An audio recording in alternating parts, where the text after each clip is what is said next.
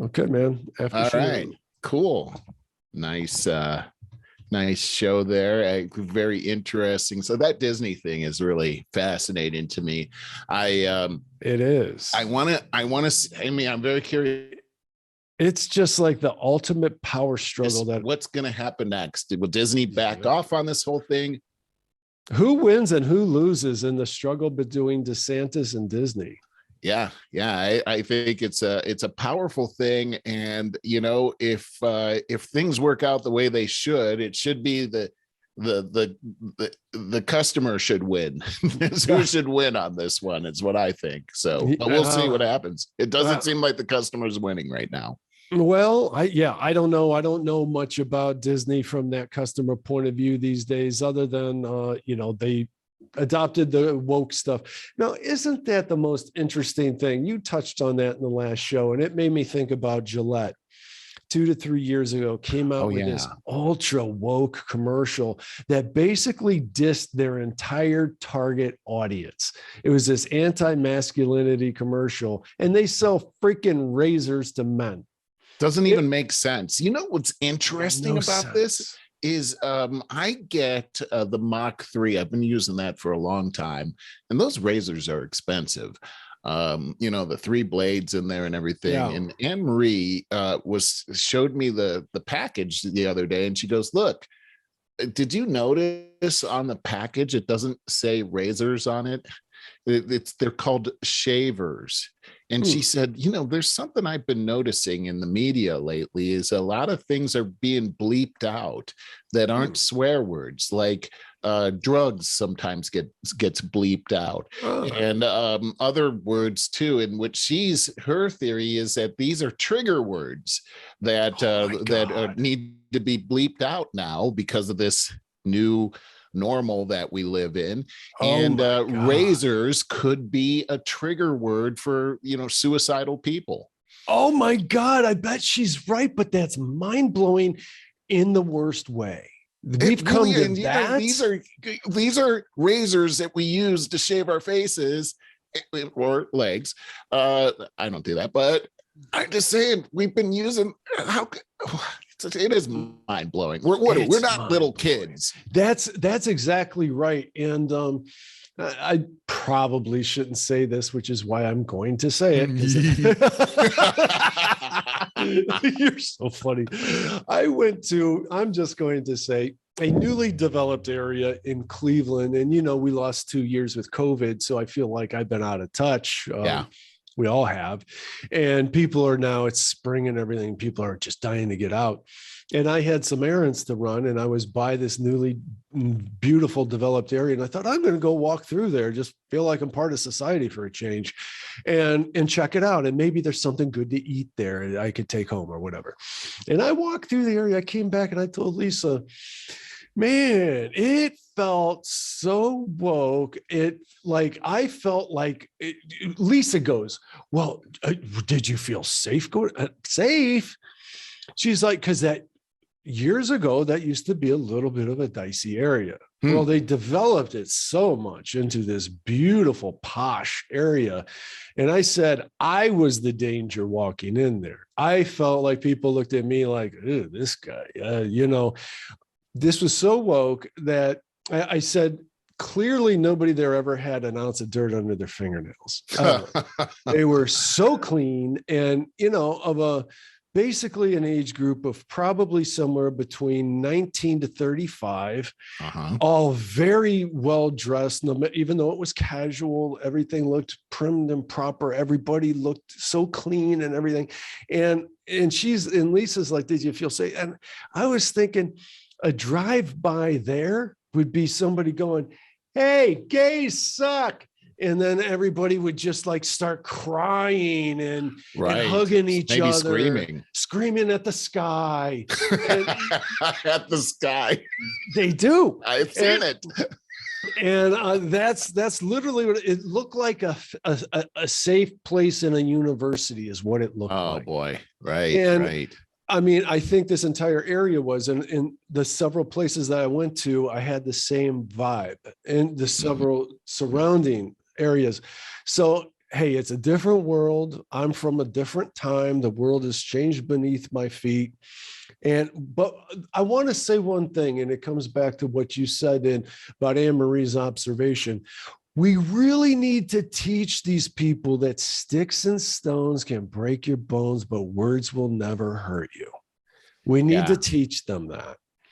Yeah, boy, I tell you what, you know, I think about how it was when I was growing up, and it brings me back to the bullying thing. That became the big thing a few years back and everything. And bullying, and people are crying about bullying and everything like that. My thinking on that was, especially as a man, it's a rite of passage. We all have to deal with bullies.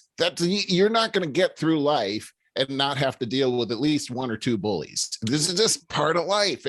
But if we just say, if we take the approach that we've been taking the last couple of years, then you just fall apart emotionally. There's no backbone whatsoever, and you're setting yourself up for a lifetime of being railroaded and run over by people that are more powerful than you. When I'll never forget finding out that a bully is just a coward in disguise. Right. If you stand up to him, you might have to fight, but that might be the last fight you'll ever have to fight. You'll change both your lives. Man, I'll tell you what, Barry, that's such a great observation too, because I remember, I'll never forget this. I was on a bus coming home from school, and I had a neighbor. I love your stories. I had a neighbor. His name was Fritjof. Okay, so first off, you name your kid Fritjof, you're going to get bullied. That kid's going to get bullied. His name is Fritjof. Secondly, wasn't his fault. Poor Fritjof. It might have been because that was his name that he developed a stutter. And so your name is Fritjof and you stutter, you're going to get picked on. Well, I loved Fritjof. Fritjof was a couple of years younger than me. And we were on the bus one day, and this one guy, Chucky, was on there, and he was just railing on Fritjof, making fun of him. And Chucky was my age, and I was like, I always loved the underdog, and I'm not afraid to jump into the fray. And I said, look, you want to pick on somebody your own size. Well, what ended up happening is when the bus stopped, we came out of that bus in a total fist fight. Wow. And of course the crowd forms and everything like that, and the two of us are just tagging each other, man, right? Just a fist fight, punching like in the face, boom. And the way that it ended was Chucky's mom ran out and broke us up. I think I was in 7th grade at the time. Anyway, the result was twofold. One, Fritjof's mom and dad took me out for dinner and celebrated them. Thank you for taking care of our son like that. Me and Fritjof were even closer. I still keep in touch with them today. And then secondly, me and Chucky became buddies. Really? Yeah, it's like because you humbled him. Yeah, well, and there's something about guys that when somebody stands up, there's a measure of respect there now, and we both ended up respecting each other. The guy was a good fighter, and when it ended up in a draw, who knows what would happen if Chucky's mom didn't come out? But it was pretty exciting stuff anyway. But there's a confidence that happens there inside of you. If you just back down and just let, what is the old saying, as bad things happen when good people stand there and do nothing in the face of evil. There's a confidence that's built there. And I think we did our young people. I'm not saying young people go out there and fight, but stand up for yourself, doggone it. No, let me explain how simple that this is. To your point, is when we tried to shield them from certain words like razor and things like that, you're leaving a vulnerability there for somebody to come by and eventually take advantage of it and hurt you. That's true, right? And it happens in every regard. You want to take all the guns away from all the law-abiding citizens in this mean town. That's a common thing. Now you just left everybody vulnerable to all kinds of different mean guy. There you go. Guns. Bill Burr did a great bit some time ago about how he wanted to get a gun, and he's in LA, in liberal LA, and he's liberal, but he's like, well, what about when the zombies come? And I've seen them in LA. And then somebody else said, no, man, you want when things hit the fan, you just want to make sure you got a windmill, you want a garden, you want, all this self-sustaining stuff. And he goes, no, all I'm doing is stockpiling stuff for the toughest guy on the block. I need a gun. Yeah, that's true. There is. So there's truth to this. When you leave these vulnerabilities, when you try to shield people in your society from all of these different things, you're just leaving it vulnerable for the toughest guy on the block. You want to do socialism because you want everybody to have this equal playing ground. All you're doing is leaving it susceptible for the corrupt politicians or the corrupt elite business people that take advantage of us. Cannot have that kind of thing. Right. You have to face the challenges. Life is nothing but challenges. Well, and the fact is that, this is not, bullying is not just a kid thing. It doesn't just impact kids. Right. Bullying happens in business every day. It happens in adult social life every day. People have to learn how to stand up for themselves and have some backbone and not just wilt whenever a challenge happens.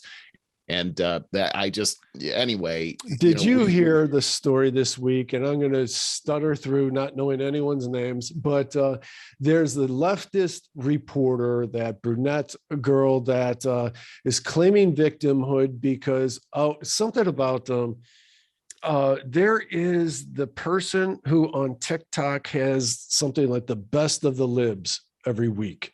And and you can look it up on YouTube. I did. And it was like, oh my God.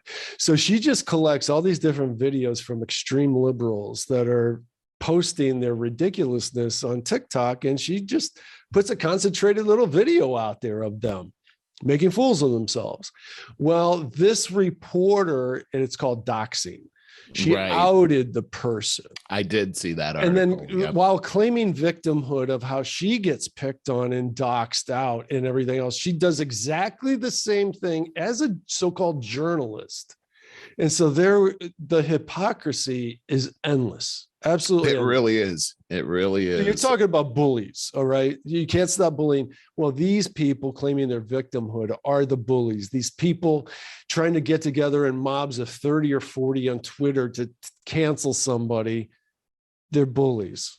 Well, and you're right. I mean, the hypocrisy of that whole thing is so crazy. And what we've seen here that's very popular these days is this whole bigotry kick that people are on, but it takes the form of bigotry.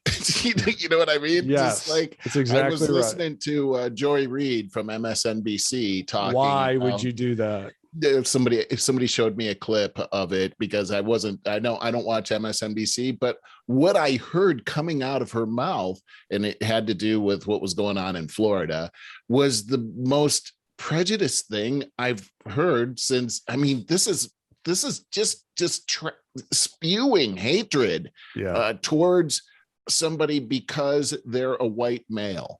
Yes. And it's like, this is sick what I'm hearing right here. And the demonization that's happening here, in Nazi Germany, there was a paper called Der Stürmer.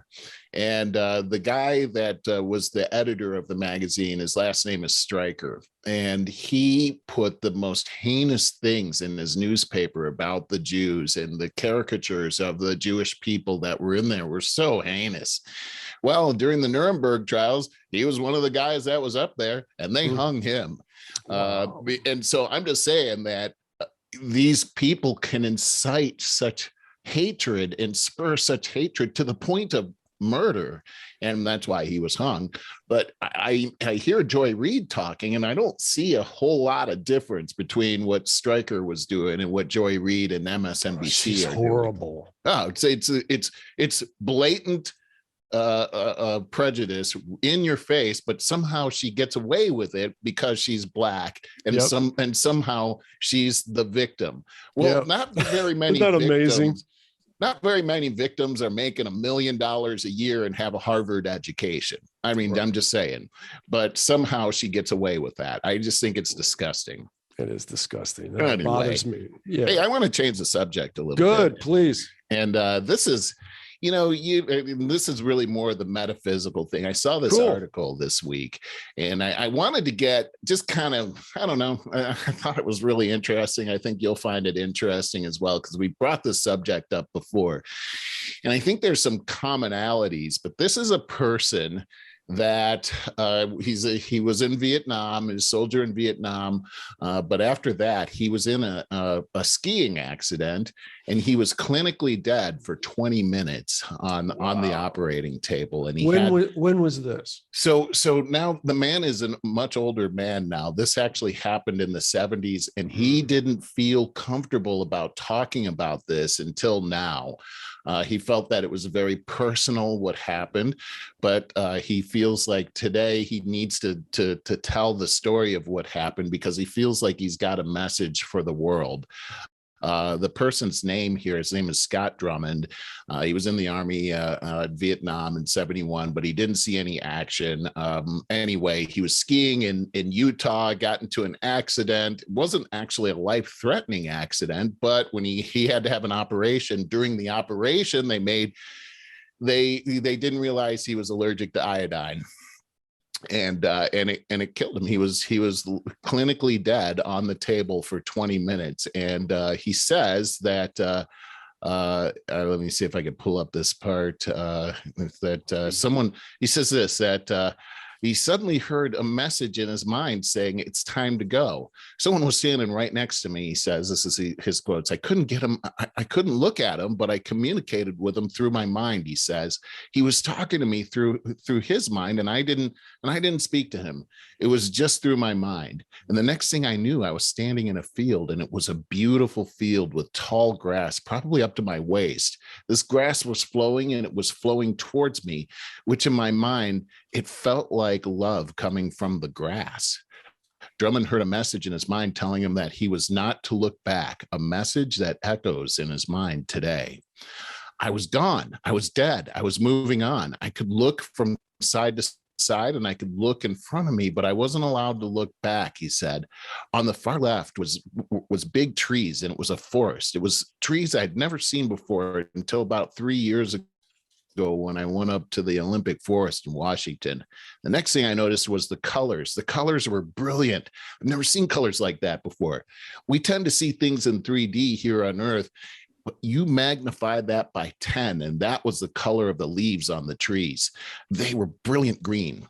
Between Drummond and the trees was a field of wildflowers up to his waist. The unique thing about the wildflowers were all the flowers facing me, he says. I felt connected to those flowers because of the love that was coming from those flowers. I thought it was a very calming feeling. And in front of me, there was a cloud, but it was a brilliant pearl white color. At that point, Drummond saw his life unfold before his eyes in a video, all the way from when he was 8 years old to the time he was 20. He says, I saw everything. It wasn't like a video stream. It was all done in my head. It was all in my mind, but I lived it. I lived it again. I saw my family. I saw the sacrifices my parents did for me in my sports, taking me to all my games and all the events and everything. And it was all done out of sheer love. He goes on to say that there's either right or wrong. There is either right or wrong, good or evil. And there was nobody there for me to justify things in my view. In my life up to then, I wasn't truly on the right track playing professional sports and playing collegiate sports. You have to do everything you can to get ahead. And some of those things weren't right.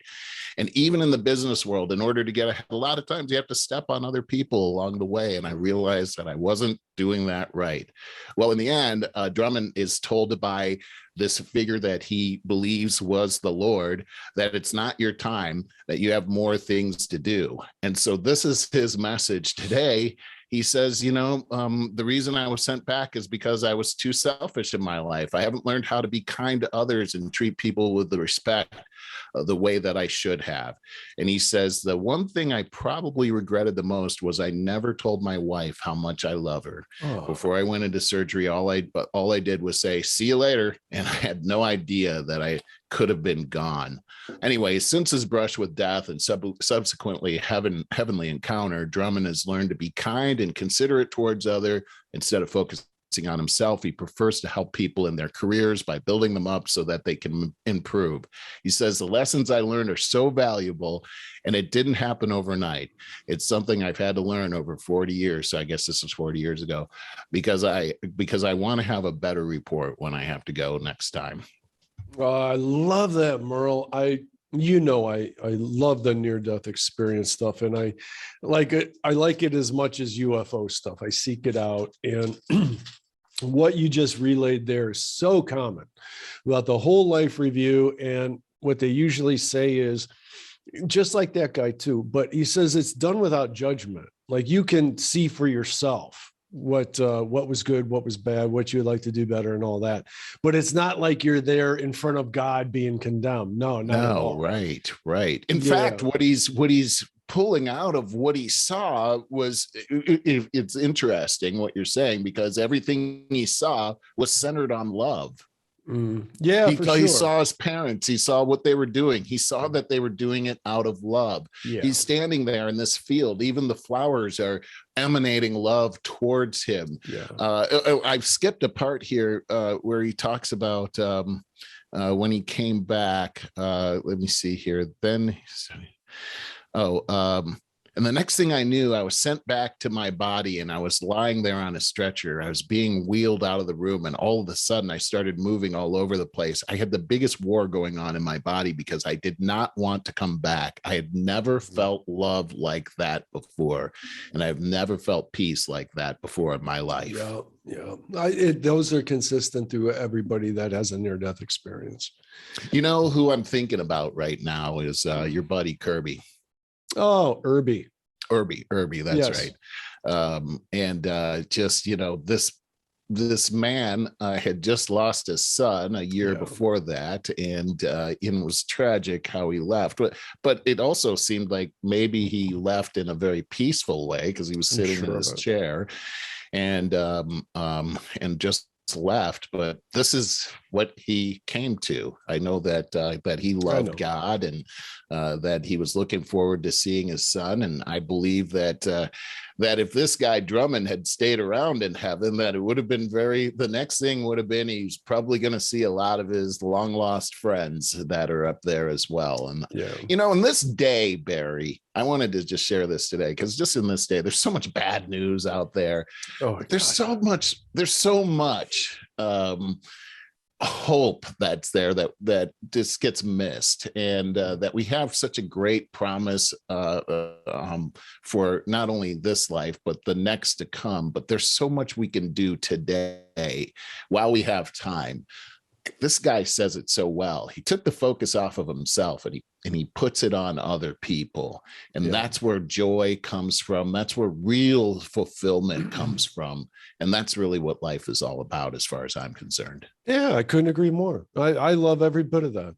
I got nothing. I could almost smell those flowers as he was talking about that. I've heard similar stories before. I heard of a man that was on the operating table who died and was gone for about the same amount of time. And he talks about this music that he heard there that he had never heard before. It was the most beautiful sound. And when he realized where it was coming from, it was coming from the grass and the flowers and the plant, and they were all playing a song, this music, but it was all they were all playing different music, but it was all coming together in this beautiful harmony.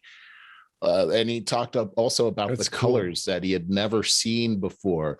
And in the Bible, it says, no eye has seen or ear has heard the wonders of heaven. And I love how he put it, we see things in 3D, but there it was like times 10. And I think about like this new television that I got from my son. And when I started seeing these things in high definition, whatever, I don't know what it is. I was like, what the heck am I looking at? And still, that has no comparison to anything that we will see. There's a lot to look forward to. That also reminds me of Wayne Dyer had, now there's a special that a podcast that I listen to of his past radio show. He's been gone for about 5 years now. Right. But they air his calls, this call-in show. It's about 15 to 20 minutes, comes out about once a week. And he had this woman on that he actually took on a small tour with him across the United States or the world. And she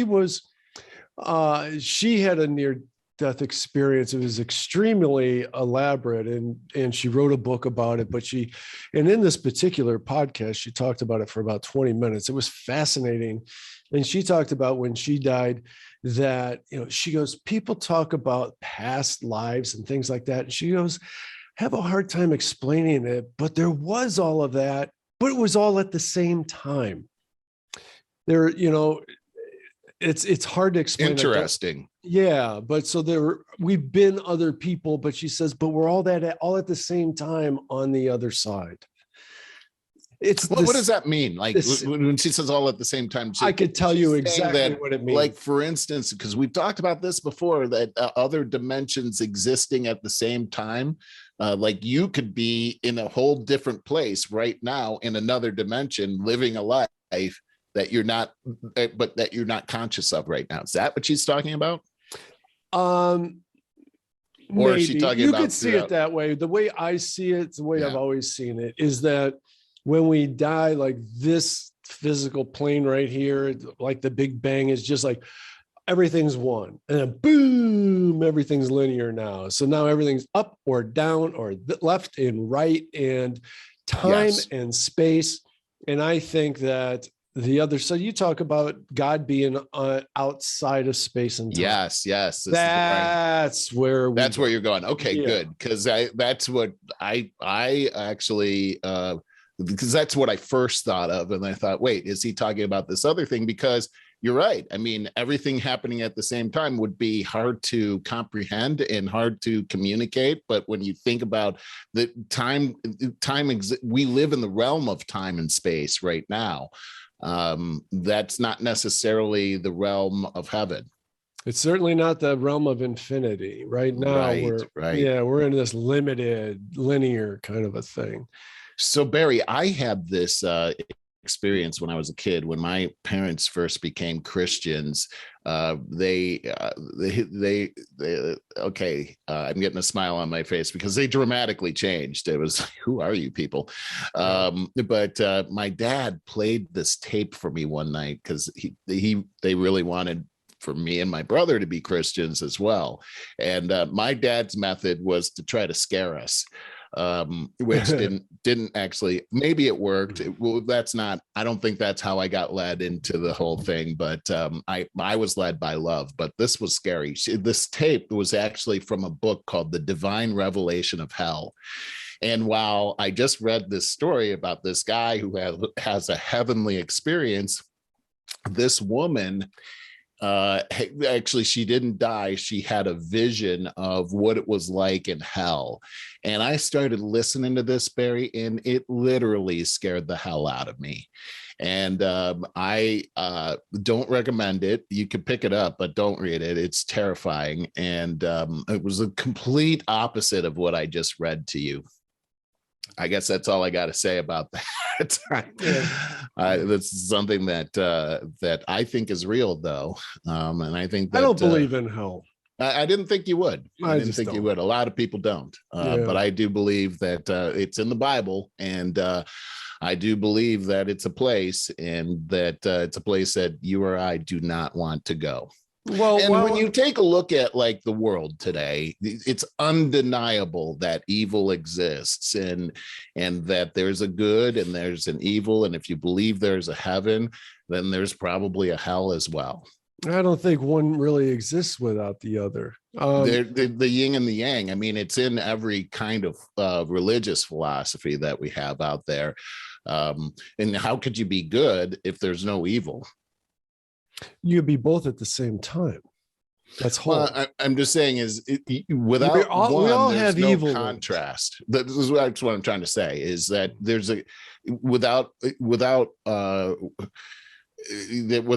you can't have, if everything's good, then you have no knowledge of evil. Evil just doesn't exist. Well, you can't, like heaven, you can't just sit in a state of euphoria forever and not be numb to it. In other words, then there's nothing but complacency. Right. Just like hell, you can't sit there and burn forever without getting numb to it. There, you'd be complacency. Same thing. I wonder about that.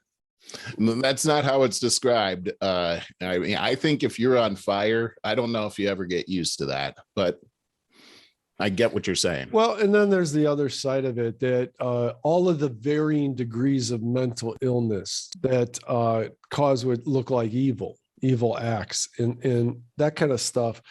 And even the people that are corrupted by horrible parents and then commit evil acts. So there's different amounts of just non-free will stuff that creates evil. Like, how do you decide who goes and burns in hell for things outside the control, like mental illness?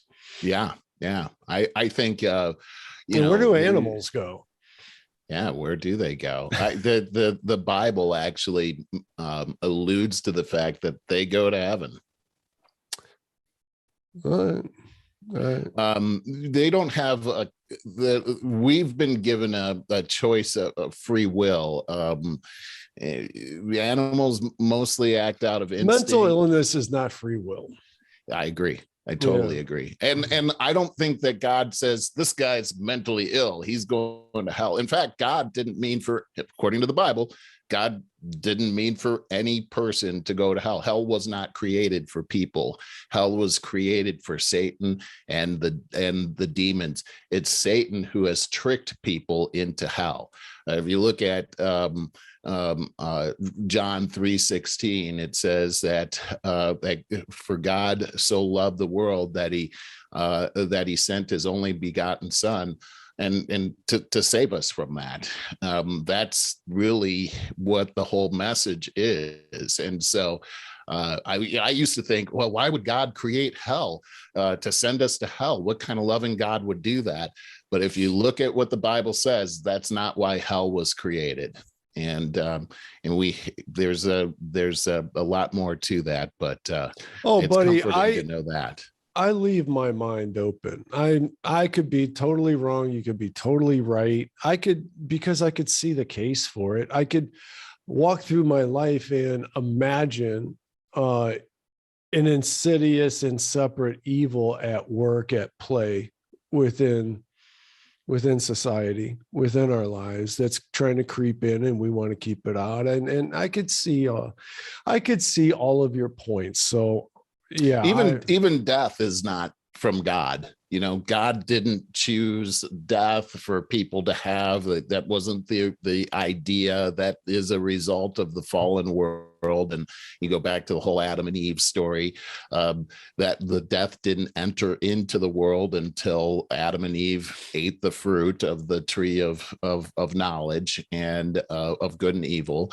And so this is the world we live in as a result of the original fall. And in other words, when Adam and Eve ate that fruit, we always think it's an apple. It doesn't say that in the word. That basically God gave over this world to Adam and Eve, and Adam and Eve gave that sovereignty over to Satan in the garden. And now Satan actually has jurisdiction over this world, according to the Bible. And we see that death enters in.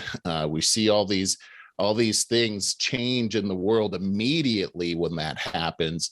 And we've been on that course ever since. And the reason for Christ dying on the cross was to reverse that path and provide victory for humankind over the tyranny of Satan. Many of the things that are written in our Constitution and our Declaration of Independence echo that same sentiment. Gotcha. Gotcha. Yeah, just interesting stuff. But I thought My we'd take mind a little wandered detour. a bit because I'm sorry, I was thinking about the prep for this diet thing I got coming. Oh boy, well, I don't blame you for thinking it can be very daunting. It's a bit. But I'm telling you that once you get into it and everything, you'll find that there's a hump you get over, and then there's a lot of joy to go along with it. So I'm actually excited for you. I didn't want to go back there, but I just wanted to apologize that my mind did wander. And did you have some other stuff that I'm going to have to go soon? Oh, you are okay. No problem at all. I just wanted to. There were a couple of things I wanted to bring up here. One of them has to do with this thing that's happening in Los Angeles right now. I don't know if you saw this in the news or not. I don't think so. They've been hit by this thing. LA hit by 5 terrifying follow home robberies in the last 48 hours. Yes. And then LAPD warns residents, this was just yesterday, about epidemic of violent street robberies. So this is happening. This goes back to our conversation that we had in the last show about these highly woke organizations, businesses that have forsaken the customer's needs for their need to virtue signal this whole woke ideology and how it's hurting them. Well, that's the same thing that's happening in a lot of our major cities as well. Yeah. They're taking these woke policies like let's let people out of jail because it's just mean to put people in jail. Let's get rid of bail. Let's just let people out on the streets, and they're reaping the reward of this. And it's terrifying. So what's happening is that there are gangs of people. This is happening with the gangs. There's a lookout person. You come out of the store, you've got a nice necklace on, you've got a nice watch on, and boom, these people are getting nailed. And just yesterday, this thing has escalated yet again. So, boy, I'm really hoping, Barry, as we get into this new election season, that and that the turn is actually happening. I think it's I really hope so. I hope you're right about that. I'd love to see that happen. But what I was thinking about this earlier this morning, exactly along these lines, these DAs, these governors, and these mayors should be held accountable for a lot of deaths. If you've had a person, a relative, a loved one that was killed as a result of these people being released or $100 bail when there are multiple violent crimes on a rap sheet and all this ridiculous stuff, you want justice, and justice is at the hands of these DAs, these governors, and these. But then again, you say, well, they're elected. I mean, they're put in because of the dummies that voted for them. So there's that. I don't know. It really, it's a giant failed experiment that everybody could see coming a mile away. Why are we not just completely, mainstream media should be talking about this openly with it, common sense all day, every day now. Okay, we tried. We thought you were going to have the summer of love and blah, blah, blah. Right.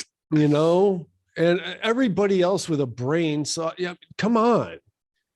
I don't know, Merle. It's so stupid. I don't know how to even talk about it. It really is. Well, get this, Barry.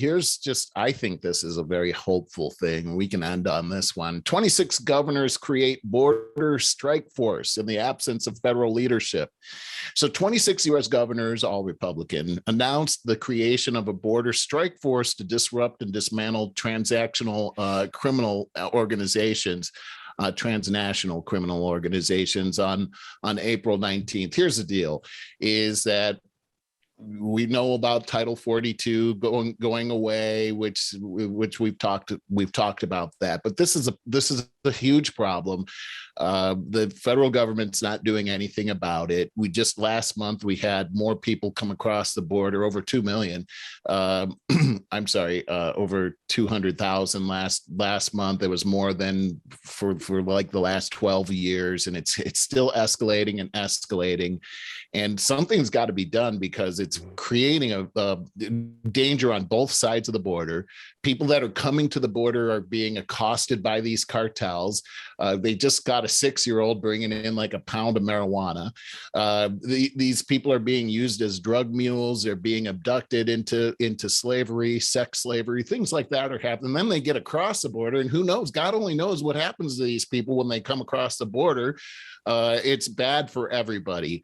But these states have decided that, and only 2 of them are border states, Arizona and Texas. The other 24 are all over the place. But these governors have come together to say, Ohio's one of them as well, to say this, that, hey, the immigration problem that's happening at the border is not a border state problem. It's a country problem.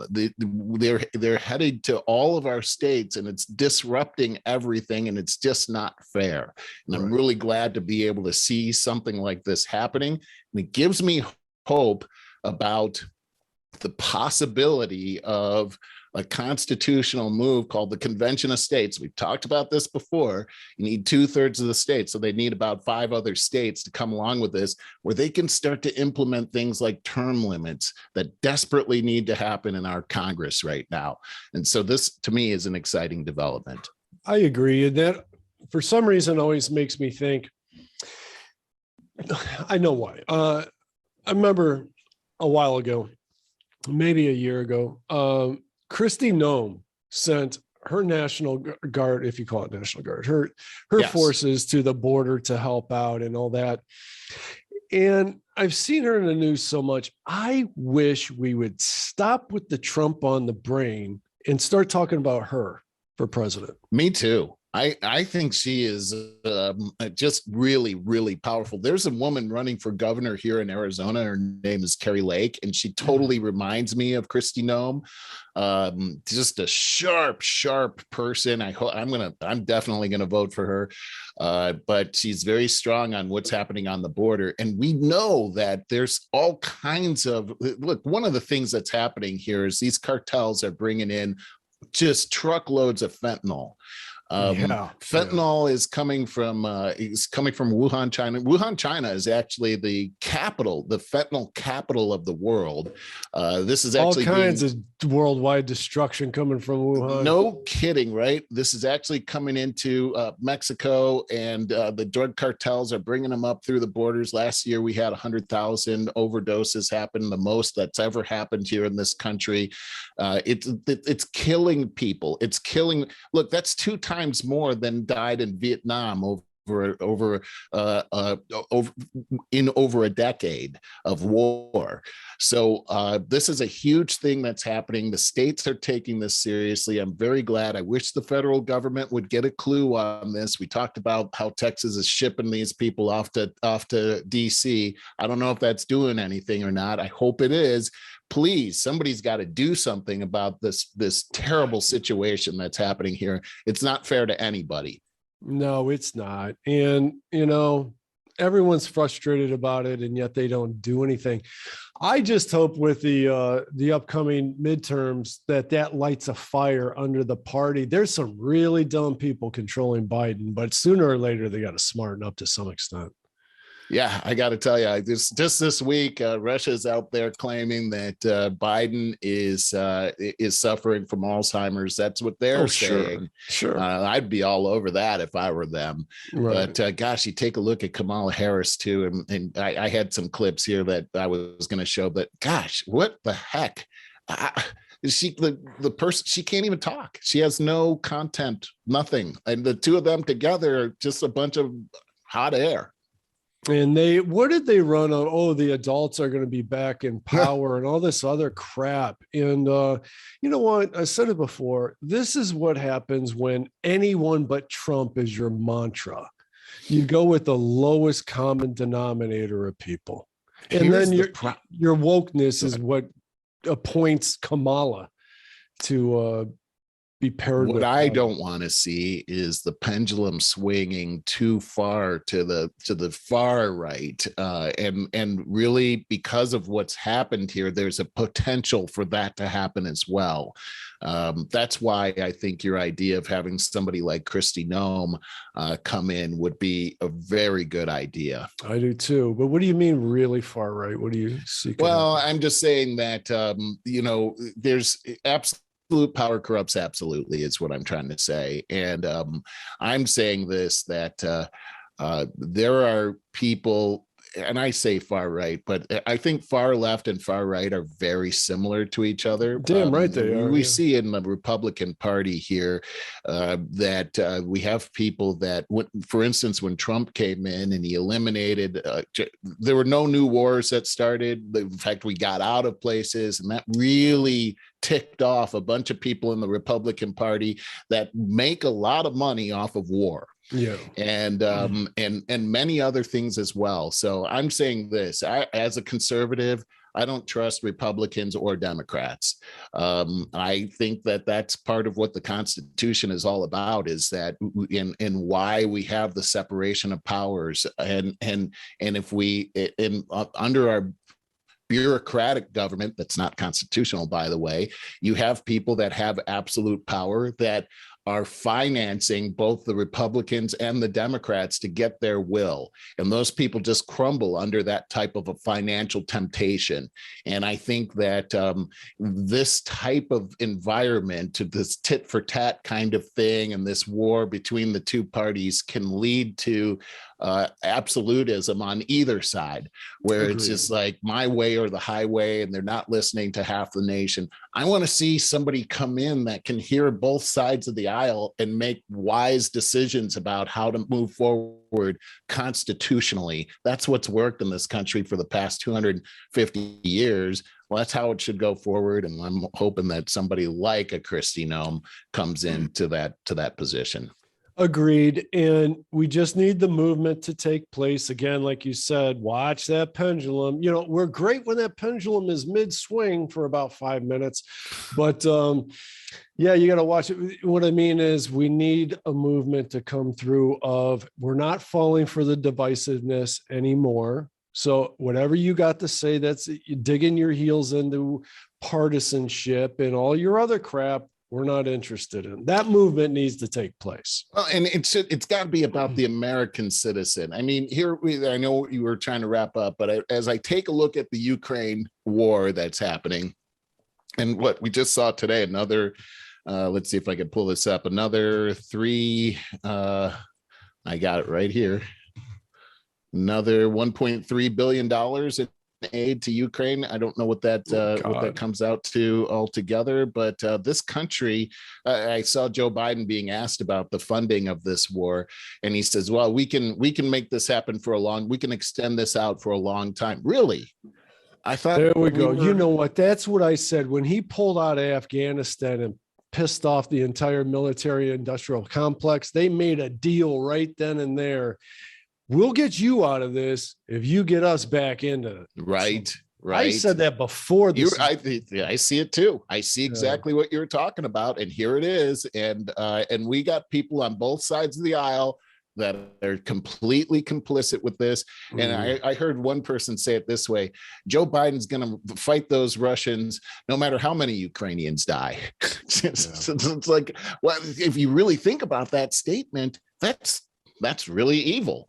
This is, you're going to use these people as sort of your proxies. What went down in Afghanistan for all these years is really pretty evil when you see the intent behind all of it, and even the mess that we left behind. And no slam on the soldiers that went out there to perform that duty. Of course not. This came from far above those people. Yes. And really, when I start really looking at this, there is an elite group.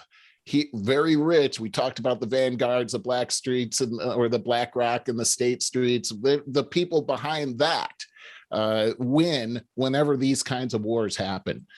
They just win financially. Yes. They invest in both sides. Money. Yeah, our money. They figured out how to enrich themselves this way, and that's evil. And these kinds of things have got to stop. We just today, buddy, I gotta go. I really do. I'm sorry. I was just getting warmed up. I could go for another 3 hours. I know you could finish that thought, but I have to go. I got stuff I got to do. So just today we've got where did it go? I lost it. Nope, it's gone. All right. So no problem.